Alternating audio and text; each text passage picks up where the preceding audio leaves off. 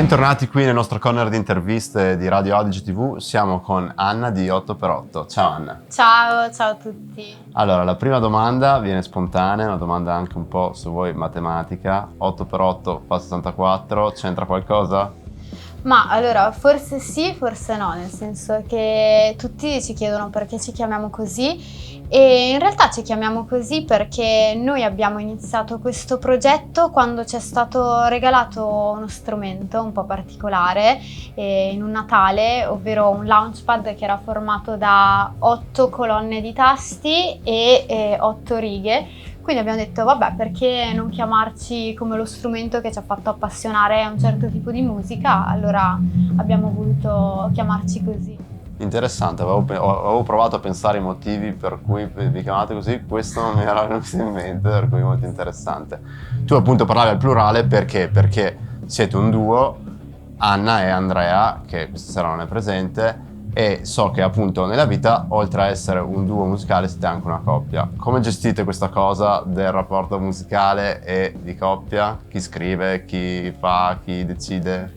Allora, in realtà noi su questa cosa siamo molto tranquilli, nel senso che il progetto è univoco, così anche come la scrittura e la composizione dei nostri pezzi, quindi da un'idea dell'altro poi si sviluppa tutto quanto.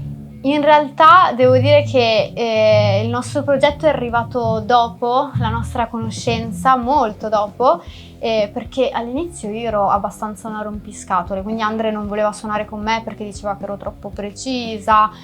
Poi alla fine ci siamo appassionati entrambi ad un concetto di musica comune ed è arrivato tutto molto diciamo lineare e quindi è nato così e ne siamo felici per quello. Ecco, questo progetto vi ha portato tra le varie cose a pubblicare un ultimo pezzo molto di recente che si chiama Preferibilmente Agosto. Il nome è particolare, il titolo della canzone, spiegaci un attimo cosa raccontate in questo pezzo.